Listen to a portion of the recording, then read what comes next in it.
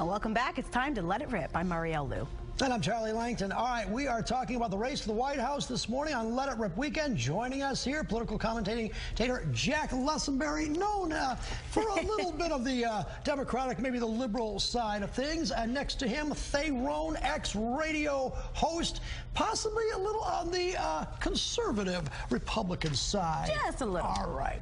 All right, I get the first question? Yes, all you. All right, Jack Lessenberry, as I was taught in political school, political science, that to win a general election, you have to kind of come to the center a little bit.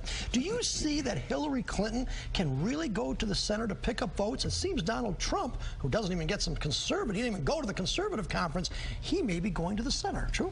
Well, there's always a difference between the primary campaign and the general election campaign, and traditionally each party plays to the extremes in the primary, comes to the center, and Hillary looks pretty centrist, I think, compared maybe to Bernie Sanders in the general electorate. Trump's all over the place, depending on what your issue is, and it just remains to be seen. It's not over till it's over. Thayrone, same question to you. I mean, who can get those votes in the middle to win this race? If it's a Hillary-Trump race, who's better? Right now it's Donald Trump, and that's because the people with grease under their fingernails, the people that have really been hit the hardest by this BS economy that's been foisted on us by the Democrat Party. And by the way, I'm not a Republican. I'm an independent. Okay. And but that's it. He's pulling them together. In fact, Trump already is. You're seeing the coalescence of a third party. It's not a Republican party. He calls himself a Republican, but he's dragging them from the Democrat side and the Republican side, and they're just. And they say they're angry. Yes, rightfully so. Well, that's a nice theory, except that every poll shows Hillary Clinton somewhat between 10 and 20 points ahead of him in a general election matchup. So, I mean, again, we don't know. He's sounding these populist themes, but a lot of other people, George Wallace, Perot, have sort of done this sort of right-wing flirting with racism, populism, and then they tank in November. Well, I want to mention Donald Trump said that when he finally gets to debate Hillary, if that's in fact what happens, he's going to destroy her. Well, what do you guys think about a Trump-Clinton debate? I think that he's going to be able to do that quite handily. She's already destroying herself. I mean, if you just look at the Clinton Foundation, contributions into a Canadian fund funneled into their bank accounts in America, $500,000 speaking fees to go What's out wrong and. With that? Well, nothing. Nothing In the private sector, yeah, but in the government sector, I mean, it's foreign contribution. I think that at some point Americans may get weary of somebody making fun of women for going to the bathroom and having and when they have their menstrual periods, and at some point this may seem as been bad taste, and if so, Mr. Trump may have a reversal of his fortunes. They did mention, though, in the debate, the fact that Donald Trump donated quite frequently to the Clinton campaign. Is that an issue now moving forward? Well, Trump says, so what? Yes. No, I mean that's the cost of doing business if you're in the free market. Let me say something real quick. Ted Cruz the other night on the Fox Theater stage, and by the way, the Fox Theater is best used for Motown reviews, not Republican debates. But Ted Cruz the other night talked about how the Democrat Party has essentially destroyed Detroit. I know that firsthand. I'm actually from Detroit. I hitchhiked home from Mount Carmel Hospital in 1947, unlike a lot of people who say they're from Detroit and live in Auburn Hills. My point being is that I remember when this was a cultural jewel. This was a city you could walk down Michigan Avenue at midnight and not have to worry about getting raped, shot, or rolled. So the Democrats for that. The Democrats have 100% destroyed it, blood all over their hands, and complicit Republicans. So when you talk about Donald Trump making contributions to Democrats, he's somewhat funded it, but they don't care. That was then, this is now. Statement with no explanation, though. How are the Democrats responsible for that? You left that out of your speech because today. of huge union contracts, of crony capitalism, Coleman Young being one of the biggest racists in the history of mankind, driving people out of Detroit that were actually business people. I mean, the list goes on. They're going to do it tonight in Flint. But let's do this right now. So a lot of people are saying that if Hillary is the nominee and she goes on to win, it would be like a third Obama term. Now, I'm trying to remember in history where, Jack Lessenberry, there were a party after Roosevelt, where there's, usually there's a change after two, isn't there? Ronald Reagan and George Bush the first. That's a long time ago. That was a long time ago for young people like you, but that wasn't all that time. Long time. I remember it, but it's still 25 years ago. And exactly. Well, we can stipulate that the Democratic Party destroyed the Detroitans, why you don't pitch in the major leagues and why I'm not 6 feet tall. But that's all kind of dreary and weary, isn't it? We're looking at the future and what's going to happen in the future. Donald Trump has the ideology of your cat, Charlie. He doesn't believe believe in anything at all, except he believes in himself. What I would pay money for is a Donald Trump-Jeffrey Feiger debate. I challenge you to station. That would be great. That'd be totally a clown car. I'd love that. Why is Trump, though, getting... look at the numbers. Our own pollster right here, Steve Mitchell, says Trump 39%. The Republican Party did to itself what Thayrone says the Democrats did to Detroit. They've been telling people government doesn't matter, politicians are corrupt, doesn't matter who's there, and they created Frankenstein, and he's got out of the lab. This is something Don't mistake comfort with freedom. And Donald Trump right now, whether you love or hate him, is bringing up some incredible points about how we need to seal the border. We need to be a sovereign country. That, by the way, is a function of a president, one that the president's not doing right now, one of the only jobs of a president. He's talking about growing the military, a bone-breaking military. Yes, amen. He's talking about whether you like it or not. But he's doing it by putting up a wall. Yeah, I'm all for that. I always got a big gold T every 100 feet. Apparently is going to pay for. I know, and the wall just gets higher every day. I hear that. Canada might be putting up a wall if Trump is elected, but I'm not sure about it. I heard. I'm not sure if that's true. It creates jobs. But is this rhetoric, though? I mean, do we really think there's going to be a wall in front of Mexico and Mexico? It could be. Hey, they built the Chinese wall, didn't they? The pyramids. They built the Berlin Wall, too. It didn't work out too well in the long run. That's because it was communism. We were fighting against communism. Listen, you made the point that the Democrats destroyed Detroit. In that line of thought, what did you think about the lack of discussion about Detroit on the at the presidential debate on Thursday? There was one question about Flint, 20 seconds. It was a 2-hour-long debate. Kasich made one wrong statement about Detroit, which is that Duggan runs the schools. Right, about Detroit public schools. They don't seem to care about Detroit either. I don't think that they don't care. It's that, keep in mind, put it in context, they're doing a national I understand, but they're in Detroit and they're being asked about Detroit. They don't care about Detroit because they don't get any votes there. Ted Cruz nailed Detroit. They couldn't care less. There's no Republican who's going to get even 10% Ted Cruz only, excuse me, because that was a great point, I'm so sorry. Ted Cruz only talked about what was wrong with Detroit. Oh, I remember Detroit used to be this, this, and that. You got to start there. That's not a plan of action. That's not acknowledging what some solutions would be to fix it. Well, I don't know what they talked about solutions for Detroit, but I can tell you a couple of really stupid, simple ones. And that is, it should have been allowed to go bankrupt so that every contract would have been scraped off the table and we started all over again. The education system is screwed up like Chinese music. I mean, let's start there. A kid comes out of high school in Detroit and can't even speak English. You get to this 3rd grade from the 2nd grade without being proficient in the 2nd grade. Let's knock off the BS and let's start fixing this place. Chinese music. I think we should talk more about Chinese music. I'm not familiar with any Chinese songs, but I'm sure it's beautiful. You'll agree with me. I'm not. But let me ask this. I know we're coming up to a break in a minute over here, but I want to talk about Flint. But Jack, don't you think somehow that the Mariel's point about this local issues, aren't the Democrats exploiting Flint for political gain? Well, you've heard that argument. So is Bill Schuette. Everybody's trying to exploit Flint for political gain, but Flint is a major problem. It's indicative of the nation's infrastructure. It's the kind of thing Bernie Sanders was talking about even before Flint.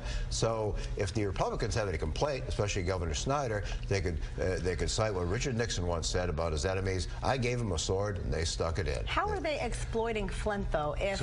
Go ahead. No, please. I was going to say, Flint, look, the same Democrat scenario. Let's all get big government jobs. Let's have defined benefit pensions as opposed to defined contribution pensions. It's the Republican governor who's looking for big government now with the bailouts and let's expand the WIC program, all these large federal programs. Rick Snyder's not a Republican.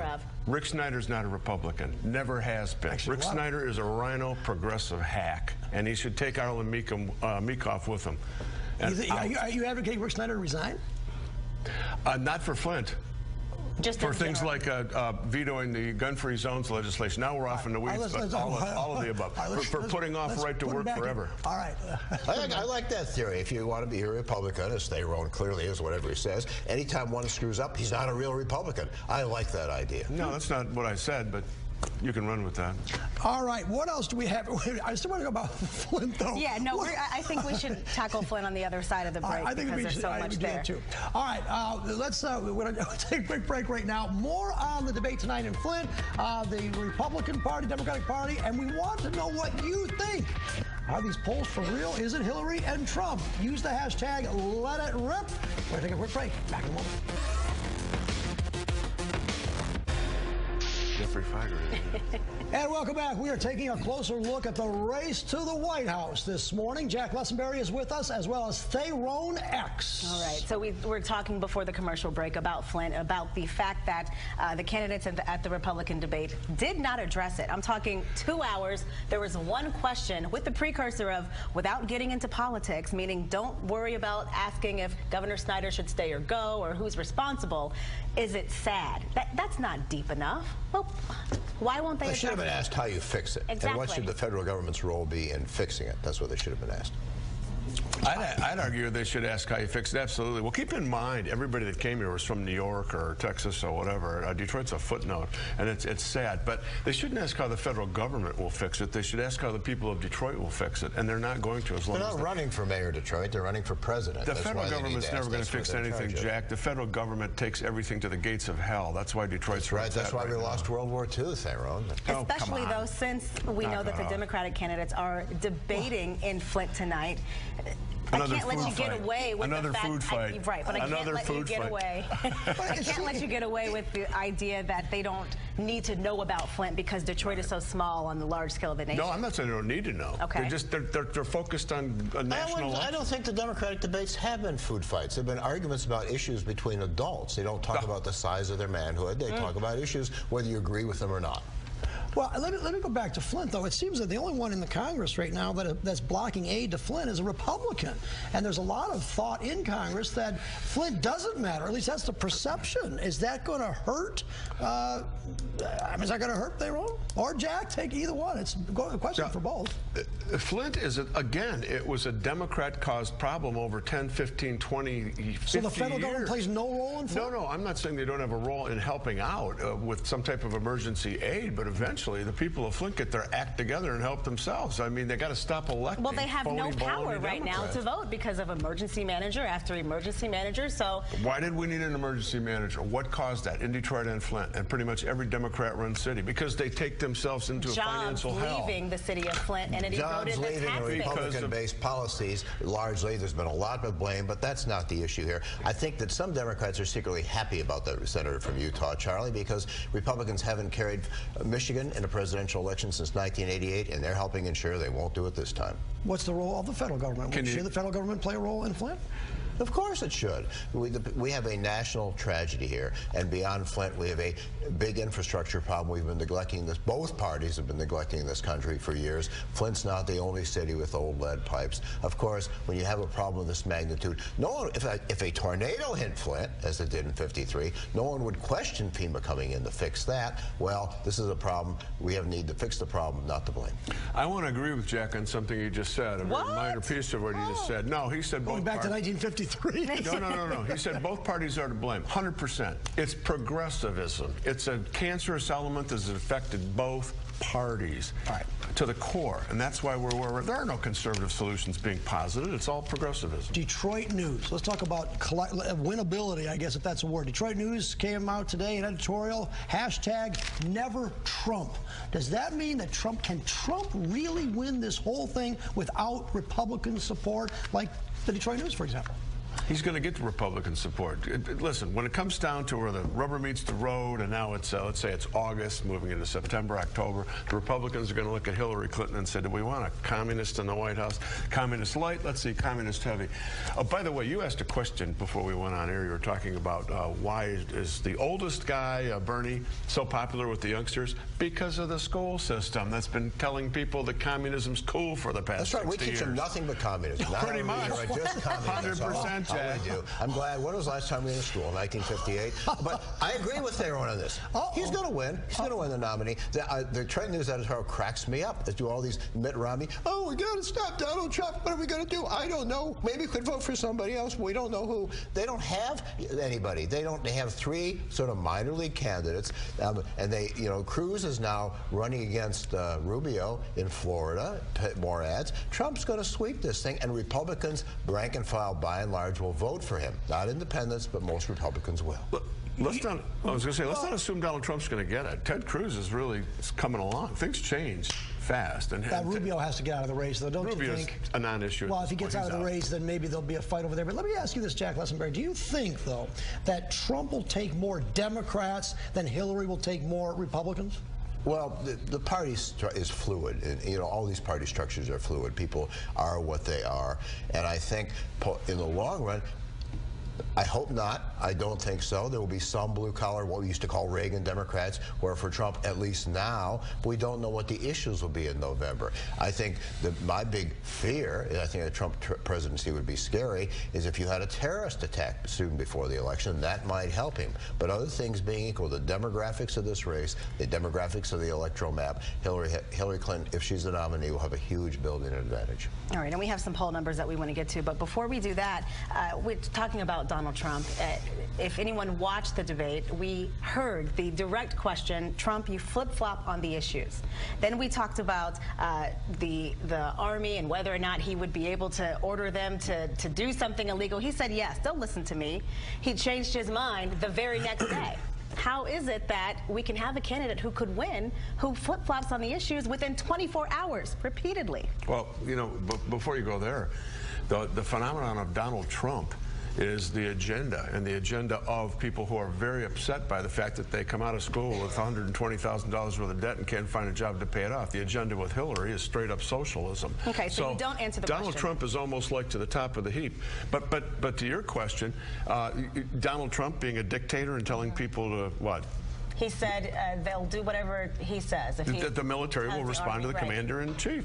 And we'll have somebody finally will say commander-in-chief as opposed to commander-in-chief. They are trained to disobey legal orders, answer. though. People are thinking with their emotions, not with their brains. Let's get those poll numbers up, though, to talk about how much of a lead Trump has. I believe we saw 47%. He had 3 times as many votes as the other two. Yeah, 15 and 14 for candidates. They feel this. You know, this is not new. In 1984, most people agreed with Mondale more than Reagan. Reagan won this 49-state landslide. It's sort of a gut feeling. And I think Trump is every blue-collar Michigan worker's fantasy. And that fantasy is going to the boss and saying, blankety blank, I quit, and go to you-know-where. But that's winnable, though. Look at the numbers here. Well, it's winnable in the primary. But not the general. In the primary. But that's what I'm so saying. I mean, yesterday in the conservative group that they had, Trump did not go. All the other candidates went to give a speech to the CPAC. And now that might tell me that Trump is trying to move away from being labeled a conservative and at least trying to go to the center. I think it's a huge issue here. That told me that he wanted to go out and campaign hard to win those states that he was in. He went to Kansas and he lost it, though. Well, I know, but he tried. I'm not carrying water for Donald Trump. I mean, I can't afford the bucket. But the bottom line is that Trump, if he gets the nod, he will sweep Hillary into oblivion. Do you believe the candidates when they say... And it isn't going to be the Reagan Democrats. It's the new coalescence of people that are very upset by what's been happening in this country over 40, 50, 60 years. Do you think if Donald Trump gets the nominations that the other candidates will truly support him, or do you think they will try to contest that? I had dinner with Karl Rove earlier this week, and he said, he was asked that question. He said, picked up the check? I will still, you did, he said it to you. He said, I'll still be a Republican, but very still. But you know what? If he looks like he's doing well, they'll clamber on the bandwagon like Chris Christie. Most of them will. You'll see. Chris Christie is going to make a fantastic attorney general, but I'm still pulling for Ted Cruz. I already voted. I'm old, so 2 benefits. I get early absentee ballot, and I get my coffee costs $2 at Dunkin' Donuts as opposed to $2.11. Don't forget that Grand Slam. You got to take it where you can get it. But see, all right. While we take a break right here, because I want to know what you guys are thinking right now.